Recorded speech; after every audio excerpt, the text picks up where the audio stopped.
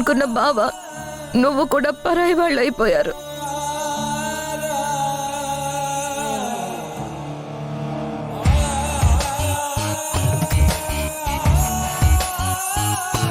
నేను రాకపోయినా అక్కడ బర్త్డే పార్టీ ఏం ఆగదు. వెళ్ళత్తయ్యా, వాళ్ళందరూ నీకోసం ఎదురు చూస్తూ ఉంటారు. ఇది చిన్నప్పటి నుంచి ఇంతే. కోపం వచ్చినా సంతోషం వచ్చినా కంట్రోల్ చేసుకోలేదు. ఇప్పుడు నేను రమ్మన్నా రాదు.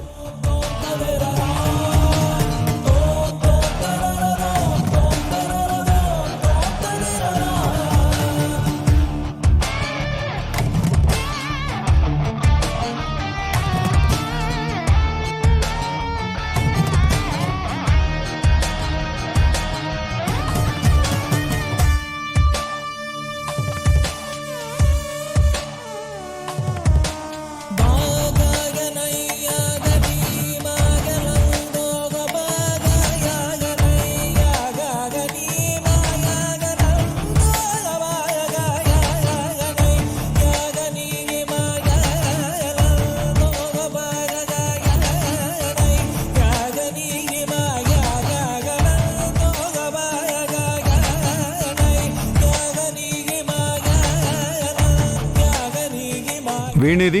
తను రానందండి.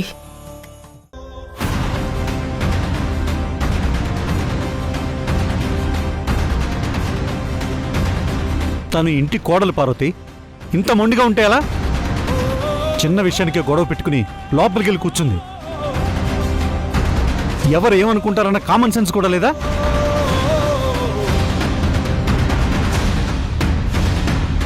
తనేదో బాధలో ఉందండి. కొంచెం క్లియర్ అయ్యాక తనే వస్తుంది. డాడ్, తన గురించి పార్టీని స్పాయిల్ చేయడం ఎందుకు? ఇప్పటికీ మోక్షం చూడండి ఎలా డల్ అయిపోయిందో.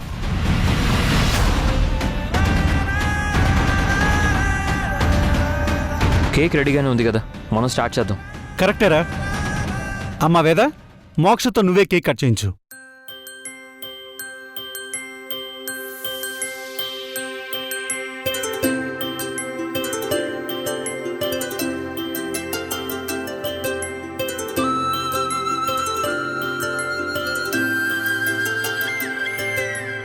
ఆటల పాటల నవ్వుల పుత్తడి బొమ్మరా బొమ్మరా, ఆశగా చూసిన నాన్నకి పుట్టిన అమ్మరా అమ్మరా. మేఘాల పల్లకి తెప్పిస్తా, లోకాన్ని కొత్తగా చూపిస్తా, వెన్నెలే తనపై కురిపిస్తా, చల్లని హాయి నందిస్తా.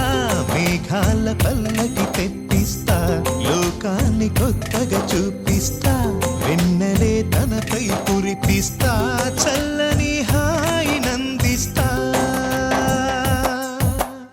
ఆటల పాటల నవ్వుల పుత్తడి బొమ్మరా బొమ్మరా, ఆశగా చూసిన నాన్నకి పుట్టిన అమ్మరా అమ్మరా.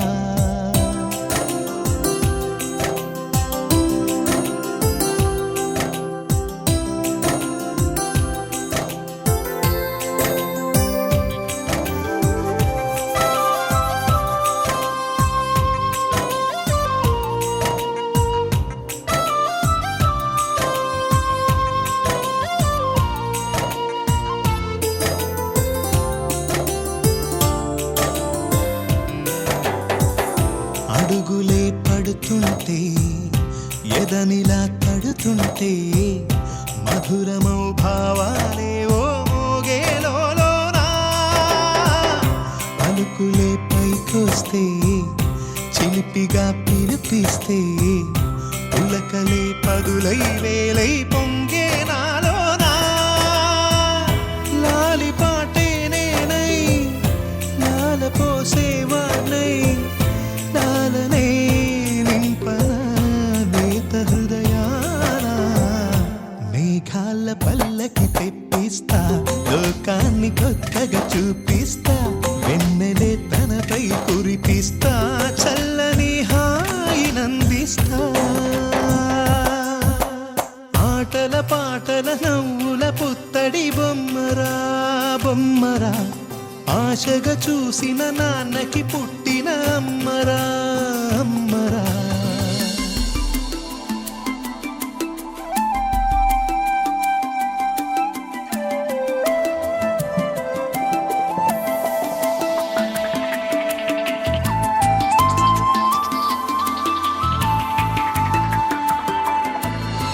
పార్వతి, అందరికీ కేక్ కట్ చేసి ముక్కలు పంచాలి. అవును భాగ్యం.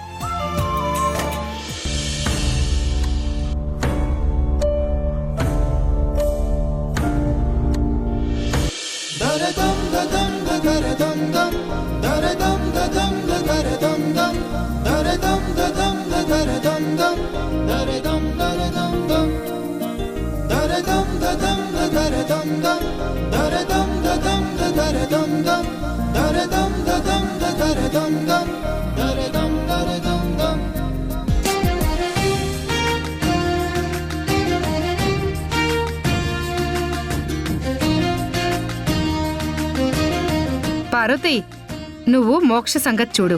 తనకి ఏదో కావాలంట. ఇవి నేను తీసుకెళ్తానులే.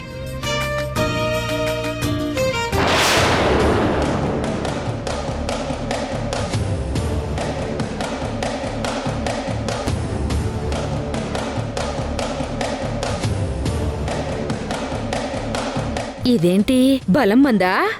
దీన్ని పాలలో కలుపుకుని తాగాలా, నీళ్ళలో కలుపుకుని తాగాలా?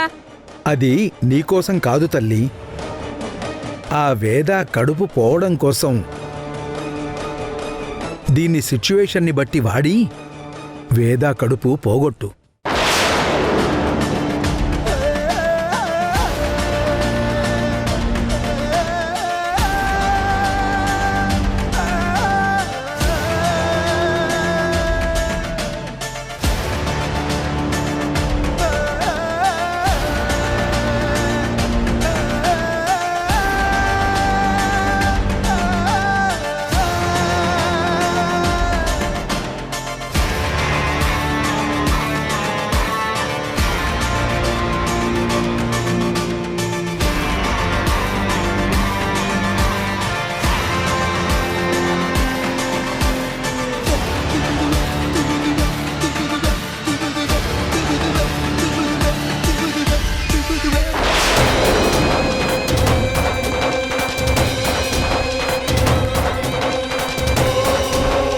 భాగ్యం, ఇటివ్వు, నేను అందరికి ఇస్తాను.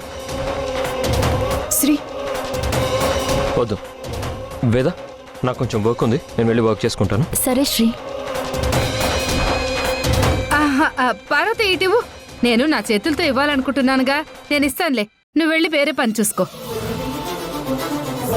భాగ్యం, నాకు పీసు. ఆగానయ్యా, చిన్నపిల్లల్లా ఎగబడతావేంటి? ఇది తీసుకో. దీనికి దానికి ఏంటే తేడా? దాంట్లో క్రీమ్ ఎక్కువగా ఉంది. ఈ వయసులో అలాంటివి తింటాం అవసరమా? ఇది తీసుకో.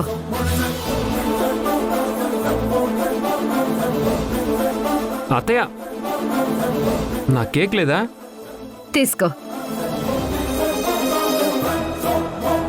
వద్దండి. వేద, కేక్ తీసుకో.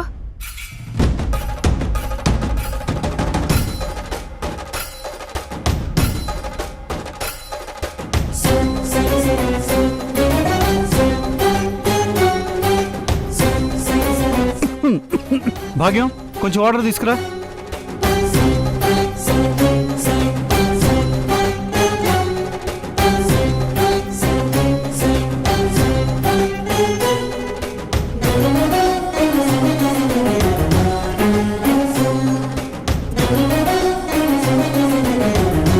ఇక్కడే నిలబడ్డావేంటే, వెళ్ళి నీళ్ళు తీసుకురా.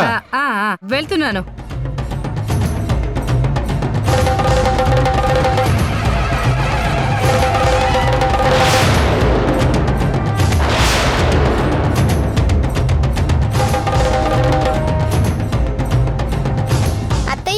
నెక్లెస్ గుచ్చుకుంటుంది.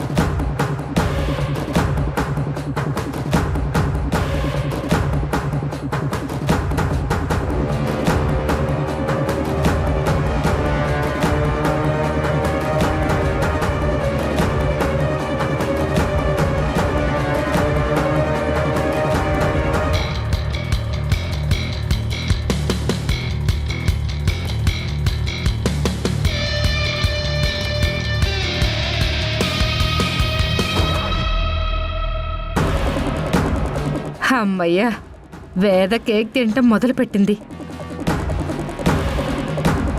నా మొహం మన్నా, నేను అనుకున్నది సాధించాను. కాసేపట్లో వీళ్ళ నవ్వులు ఏడుపులుగా మారిపోతాయి.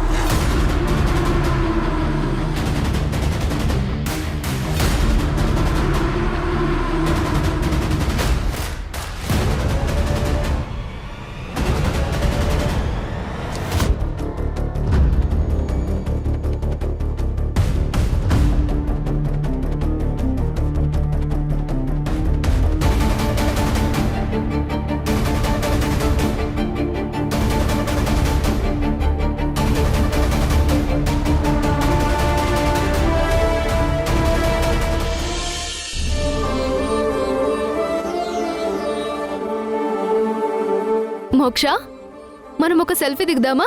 ఓ దిగుదాం. అయితే కార్తీక్ అంకుల్ని పిలు, ముగ్గురం కలిసి దిగుదాం. ఓకే, పిలుస్తాను. కార్తీక్ అంకుల్, ఇలా రండి. ఏంటి మోక్ష? మనం ముగ్గురం కలిసి ఒక సెల్ఫీ దిగుదాం. సరే మోక్ష.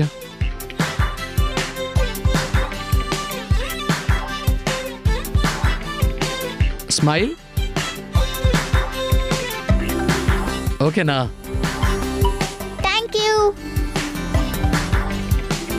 Thank you.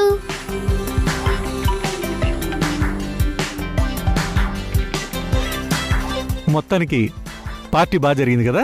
అంతా బాగానే జరిగింది కానీ అన్నయ్య, కార్తీక్ ఏంటి వస్తున్నాడు పోతున్నాడు? తననెవరు పిలిచారు?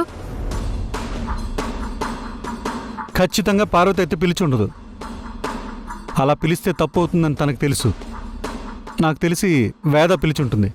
ఎస్ డాడ్, వదిలే పిలిచింది. కానీ ఆఫీస్ స్టాఫ్ కింద పిలిచింది తప్ప మనం బంధువుగా పిలవలేదు. అప్పుడు వేదాది కూడా ఏమాత్రం తప్పు లేదురా. తప్పొప్పుల సంగతి పక్కన పెట్టే అన్నయ్య. ఇలా పండగలకి ఫంక్షన్లకి అక్కడ వాళ్ళు ఇక్కడికి, ఇక్కడ వాళ్ళు అక్కడికి తిరుగుతూ ఉంటే తర్వాత ప్రాబ్లంలో పడేది నువ్వే.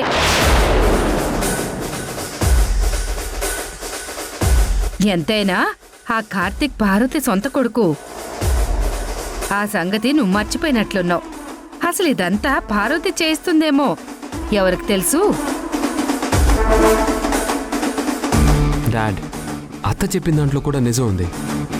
వాడు అస్తమానం ఇక్కడికి వస్తే చాలా గొడవలు జరుగుతాయి. అన్నయ్య, కార్తీక్ని ఫంక్షన్కి రమ్మని పిలిచే అవసరం వేదకి లేదు. కానీ పిలిచిందంటే ఖచ్చితంగా వేద వెనక పార్వతి ఉండే ఉంటుంది. సొంత కొడుకుని మన ఇంట్లోకి తెచ్చి పెట్టడానికి ఇలా అలవాటు చేస్తుందేమో. ఇది నాకు అనుమానం మాత్రమే. అనుమానం కాదు భాగ్యం, నువ్వు చెప్పింది కరెక్టే. కార్తీక్ని వేద ఈ ఫంక్షన్కి పిలవకుండా ఉండాల్సింది. ఒకవేళ పిలిచినా వీడు రాకుండా ఉండాల్సింది. నిజంగానే ఏదో ఒక ప్రాబ్లం స్టార్ట్ అయ్యేలా ఉంది.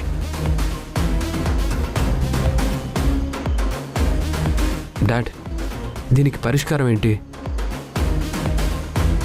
ఈరోజు బర్త్డే ఫంక్షన్ అయిపోని రేపు దీని గురించి క్లియర్గా మాట్లాడుకుందాం.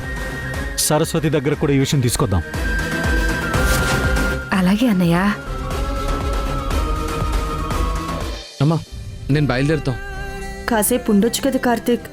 లేదమ్మా, ఇప్పటికే చాలా లేట్ అయింది. సరేనా? సరస్వతి ఎక్కని జాగ్రత్తగా చూసుకో. అలాగే అమ్మా.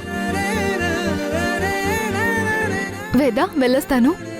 అలాగే మాలిని. కార్తీక్, వెళ్తూ వెళ్తూ మాలినిని వాళ్ళ ఇంటి దగ్గర దింపేస్తావు కదా? ఎందుకు దింపడు వేద? అలా దింపడానికే కదా తనని డ్రైవర్లా పెట్టుకుంది.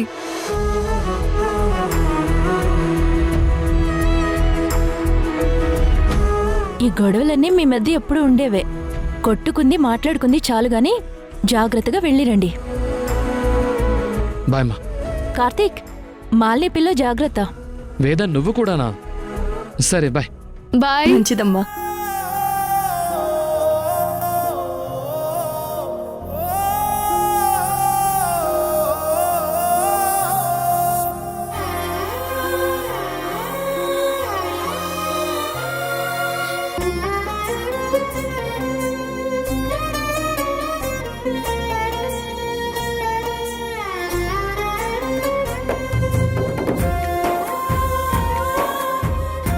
ఈడు జోడు బాగున్నారు కదా అత్తయ్య?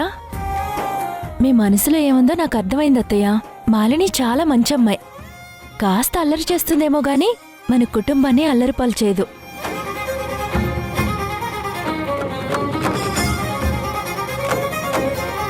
మరి తనకి కార్తీక్ అంటే ఇష్టమేనా? వాళ్ళిద్దరికీ ఒకరంటే ఒకరికి ఇష్టమే అత్తయ్య, కానీ బయటికి చెప్పుకోవట్లేదు. మాలిని వైపు నుంచి అంతా క్లియర్గానే ఉంది. మన కార్తీక్ వైపు నుంచే సిగ్నల్ రావట్లేదు.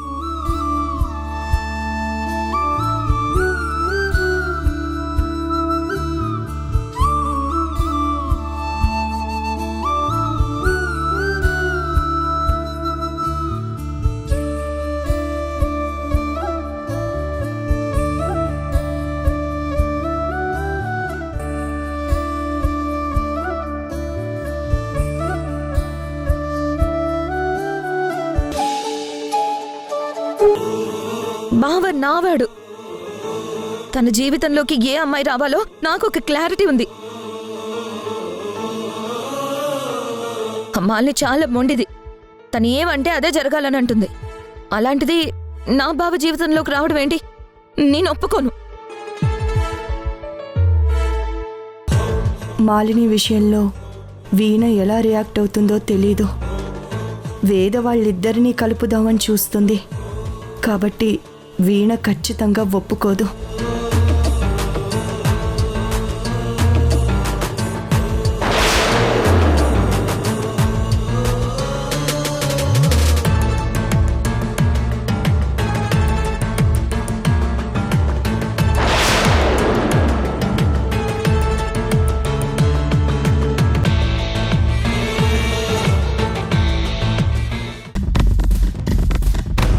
అసలు సరస్వతి నిన్ను ఇంటికి ఎందుకు పంపించింది?